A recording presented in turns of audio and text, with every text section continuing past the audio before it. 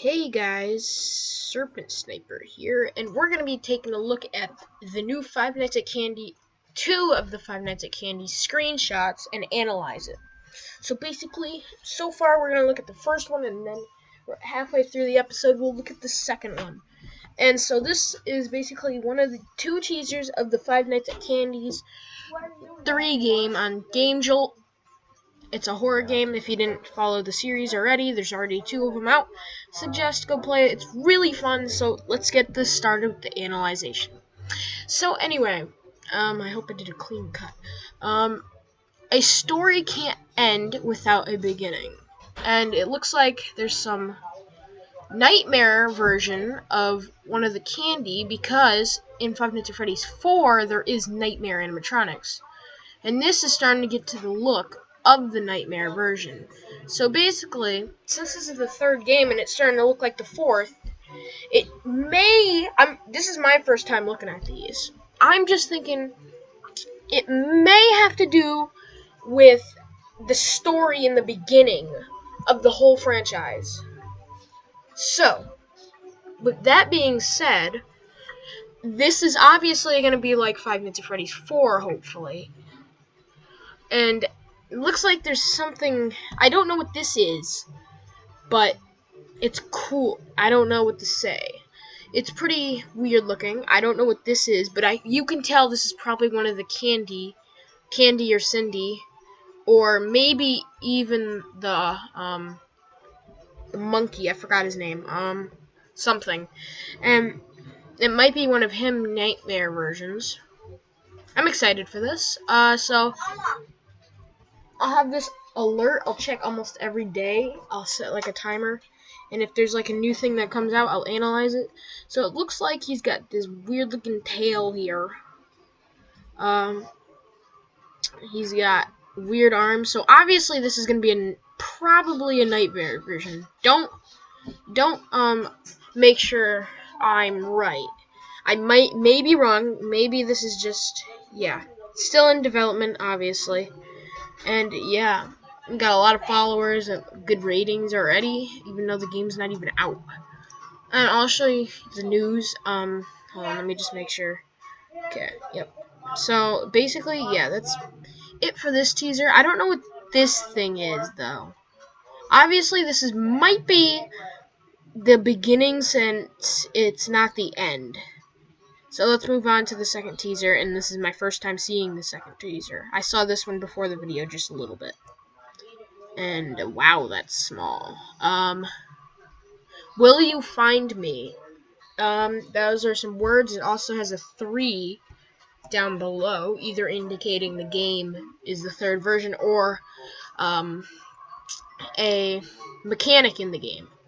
And it looks like we're in a room, probably a kid's room, under a bed, which is not part of FNAF 4. So this may be a new mechanic with the 3. And we got toys around us, and it's kind of pink, so I'm going to assume that it's a little girl, which may be trying to be the opposite of FNAF. This is pretty cool. It doesn't look like there's much to the teaser yet. And maybe if we brighten the image up over here, we'll find something. But this, I'll do that. I'll like clean cut it if I see anything when I brighten it up. So, yep. Anyway, that's basically it. But we can also look at the news. Five Nights at Candy's official announcement. I haven't read this. This game will be the final installment of called it. Oh, if it's the final, then it's gonna obviously. Okay, there's some comments, so let's just look at some of these. Oh, there's a lot more to it than we thought. Here's the comments. Oh God, that's a lot. Okay. fnac, the pre-sequel Aftermath bonus spin-off. Oh. Wait a minute. So it is before all the other games. Aftermath bonus, and it's a spin-off. I won't make novel comics in an animated series, fnac, world, etc. It ends here. Why is this the end? Because the story is complete. I have nothing more to add. And I want to be able to move from FNAF fan content. Not because there isn't anything anymore in it anymore, nor because FNAF is dying, but because I personally feel like I've been here, done that, done some more, and now finishing touch. Now, here's everyone's favorite part, explanations. Because everyone loves explanations, really, these are just things I want to get off my chest. For the first thing I should have foreseen in FNAF 2 was that some people at the first pointed out that the game didn't look that good alive compared to the first game. I know the camera scenes didn't look as full of props as I'd like it, but honestly, I had a little no idea to what put in there.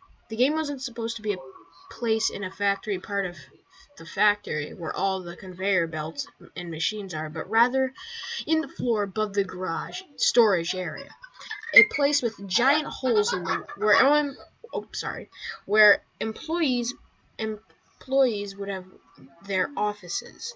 I was never good at modeling broken interiors and giant holes in the wall and rubble everywhere, let alone texture it.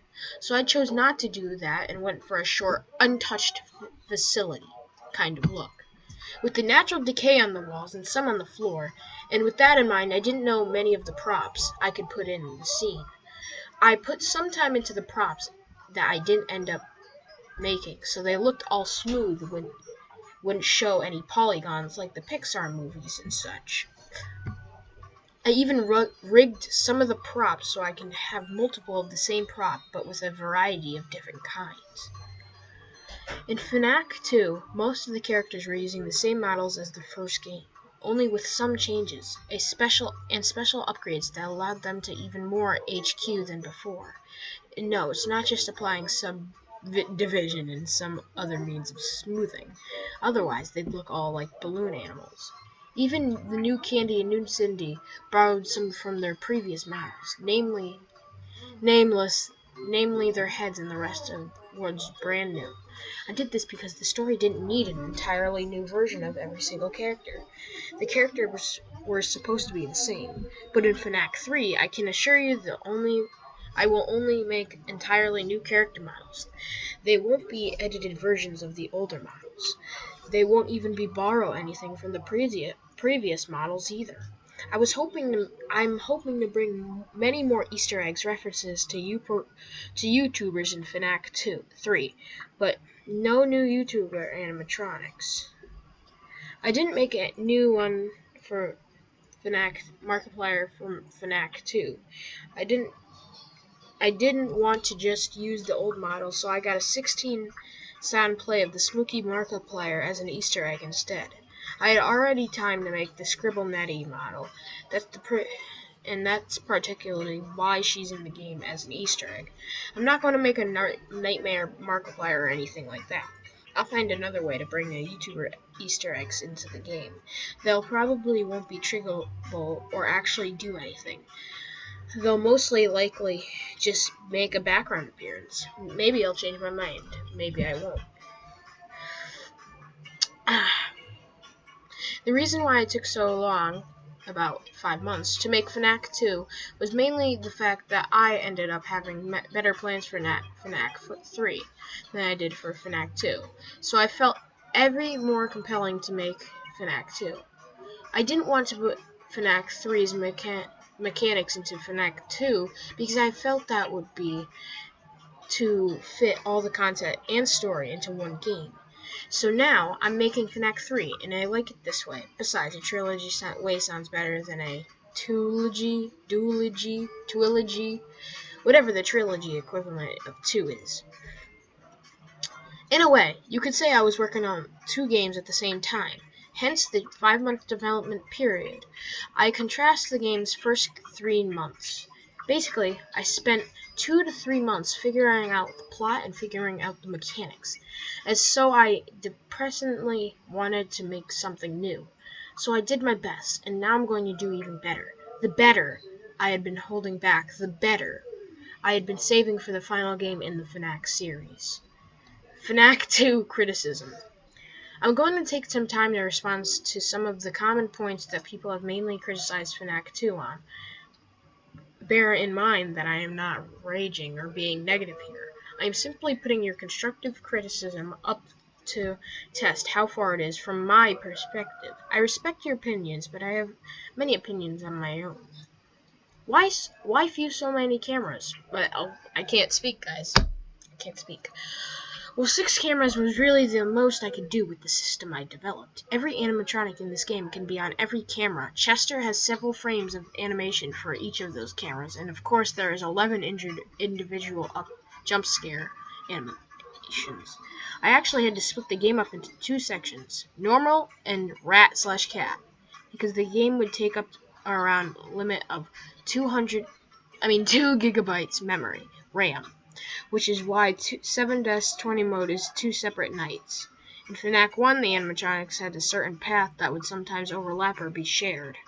In fnac 2, however, the entire field is shared with every animatronic. Thus, a lot of images were needed. I had even planned to make 2 frame walking animatronics from the animatronics so you'd be able to see them walk to a certain cameras. That was scrapped due to the memory restrictions.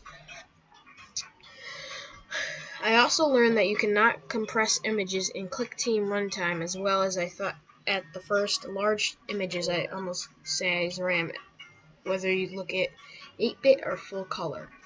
Why not make the game 3D then? Because it had little experience in 3D production and such. It's simpler and easily more fun for me with a pre-rendered 2D. And we're going to skip actually all of this since this is literally just criticism. And that's kind of negativity. If you guys want to check that out, you gotta have to go to the site yourself. But we're going to look at this. Jesus. Okay, there's a little bit more.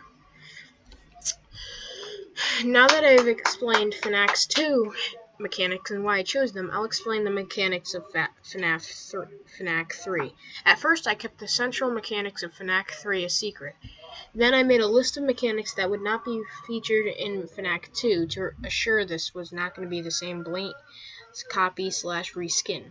This time, however, I'm going to tell you what to do in the game. As I read the entire thing before criticizing, and remember I said these loose connections between the stolen mechanics. Monsters will appear in your bedroom. You will have to shine a light in their eyes to make them go away. Sound familiar? I know, right? Well, here's one of the spins. These monsters are extremely persistent. They will sometimes appear in the middle of your room, out in the open, and attempt to dodge your light if you don't shine the light directly in their eyes, though. They are free to advance. There will also be twists on this concept to keep the gameplay fresh. I came up with the flashlight mechanic back in September 2015 when I tried to come up with mechanics for fnac 2, and I decided to save it for fnac 3. And don't tell me using a flashlight ward off monsters is just a rip-off of fnac 4, because that would be like saying that using the cameras to keep an eye on the animatronics is a rip-off of fnac 3 1-3. These are fan games after all. There are bound to be some similarities and repeated patterns. If it was just a shining light on the monsters to make them run away, then you can call it a ripoff. But that's not how it works here. In fnac 2, I chose to flash off the camera of the phone, and some people still told me I ripped off fnac 2. And I bet if I had made it a lantern instead, it would have received the same criticism. Scott doesn't own light, you guys. That's actually pretty funny. I've also added a mechanic that you will have to tend and strategize, dedicate time to in order to have the time go by normally. Or you could deal with the monsters for twice as long. Your choice. And no, it's not just keeping your hand on the button that will charge and wind up something so it keeps functioning. It's an automatic process. You just have to ignite it. And it won't incapacitate you either. It's like fnac 3 with the reboot system. Things where you couldn't do anything while it's rebooted. And by the way, another game came into the spotlight as well, a game called Boogeyman, which basically, oh guys, this might have to do with the going under the bed thing. A game called Boogeyman, which is basically the same concept as I had just came up with the flashlight deal, and I knew this would not go unnoticed. So I was forced to change the things a tiny bit. And personally, I didn't think it was better this way. There's even a new way how you are taught to play the game. There are no phone calls, nor any screen text that explains everything to you. If my game designs turns out to be too obscure, then I will add text like fnac 2. There will be mini games, of course, and I'm planning on having a dialogue in them as well.